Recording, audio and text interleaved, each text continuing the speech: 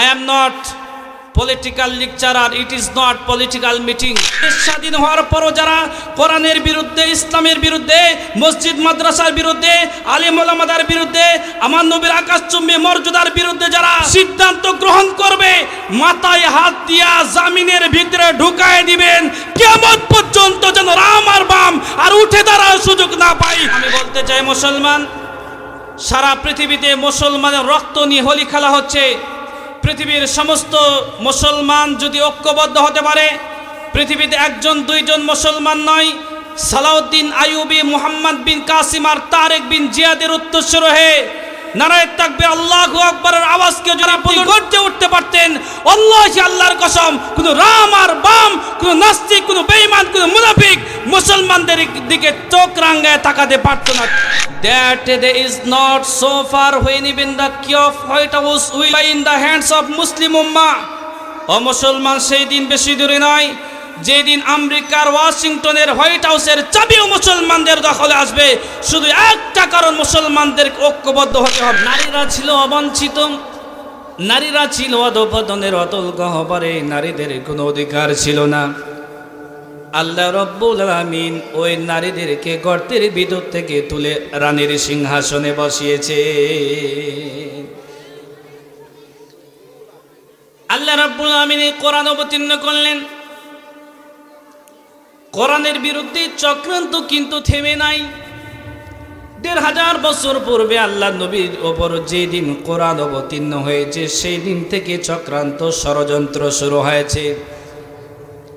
যারা চক্রান্ত আর ষড়যন্ত্র করেছেন, আল্লাহ রাব্বুল আমিন তাদের চক্রান্ত আর ষড়যন্ত্র নস্যাৎ করে দিয়েছেন।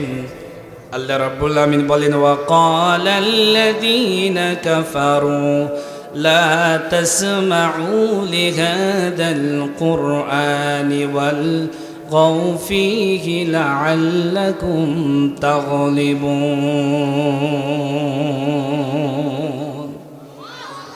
আল্লাহু আকবার হয় নাই? আরো জোরে বলি আল্লাহু আকবার। আপনাদের আল্লাহু আকবার আর আওয়াজে আমি উমর ফারুক সিদ্দিকী খুশি হয় নাই? জোরে বলি আল্লাহু আকবার। এটা কি কোনো দলীয় স্লোগান নাকি? এটা আওয়ামী লীগের স্লোগান? এটা বিএনপির স্লোগান? এটা জাতীয় পার্টির স্লোগান? এটা জামাত ইসলামের স্লোগান? এই স্লোগানটা কার? আল্লাহ রাব্বুল আমিন বলেন, وقال الذين كفروا لا تسمعوا لهذا القرآن والغوا فيه لعلكم تغلبون। সূরা হামিম সিজদা 24 নম্বর পারা 18 নম্বর পৃষ্ঠার 11 নম্বর লাইনের 4 নম্বর রুকু 26 নম্বর আয়াত।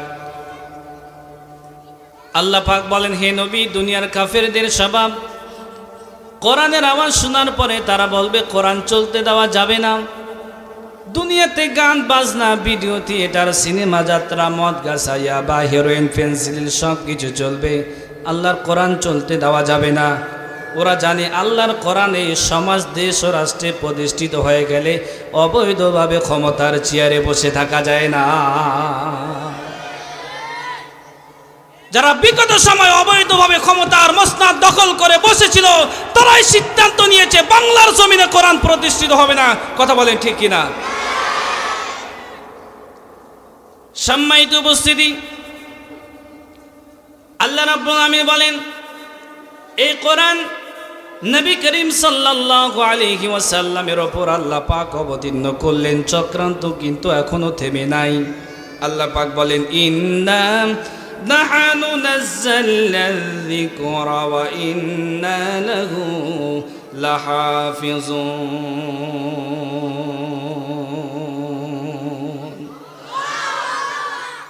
সূরা হিজর 14 নম্বর পারা 1 নম্বর পৃষ্ঠা 9 নম্বর লাইনের 1 নম্বর রুকু 9 নম্বর আয়াত। আল্লাহ পাক বলেন, ইন্না নাহনু নাযালনা যিকির, এই জিকির নামক কোরআন আমি আল্লাহ অবতীর্ণ করেছি, আর এই জিকির নামক কোরআন হেফাজতের সম্পূর্ণ দায়িত্ব আমি আল্লাহ।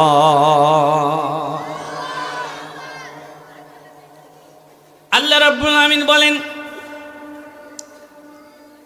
এই কোরআন আল কারীম আল্লাহ পাক অবতীর্ণ করেছেন এবং এই কোরআনের মালিক, কোরআনের আধার আল্লাহ পাক তার প্রশংসা দিয়ে কোরআনটা শুরু করেছেন।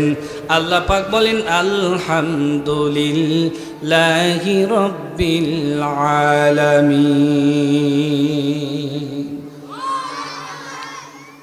এই কোরআন আল কারীমের আধার, কোরআন আল কারীমের মালিক, কোরআন আল কারীমের প্রোপাইটর আল্লাহ পাক বলেন এ কোরআন আমি আল্লাহ অবতীর্ণ করেছি। কোরআনের প্রথম সূরা, প্রথম শব্দ, প্রথম লাইনে আমি আল্লাহ আমার প্রশংসা দিয়ে শুরু করেছি। কোরআনের অন্য আয়াতে আপনি চলে যান, আল্লাহ রাব্বুল আলামিন বলেন আলহামদুলিল্লাহিল্লাযী আনজালা আলা আবদিহিল কিতাবা ওয়া লাম ইয়াজআল লাহু ইওয়াজা।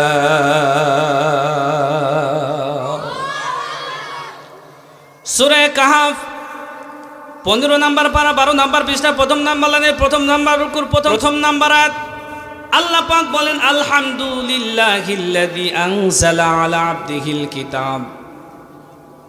সমস্ত প্রশংসা আল্লাহ তোমার জন্য। মুসলমান প্রশ্ন আসতে পারে আমরা মালিকের জন্য কেন প্রশংসা করব?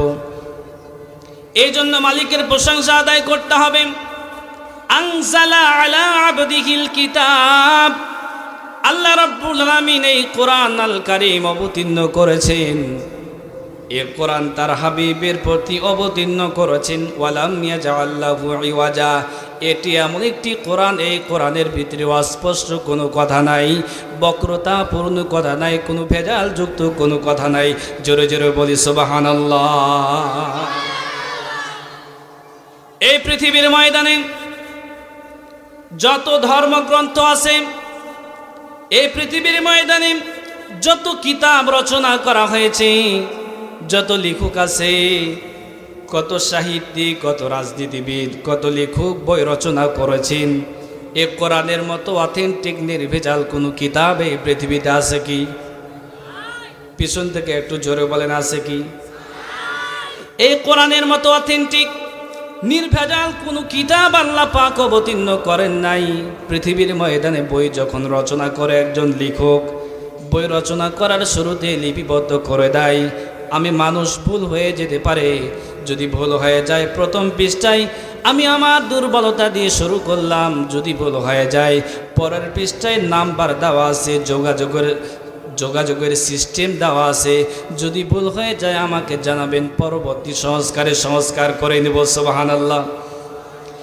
কিন্তু কোরআন আল কারীমের আদাত, কোরআনের মালিক আল্লাহ রাব্বুল ইজ্জাত ওয়াল জালাল আল্লাহ পাক বলেন কোরআন আমি অবতীর্ণ করেছি। যালিকাল কিতাবু লা রাইবা ফীহি হুদাল লিল মুত্তাকিন।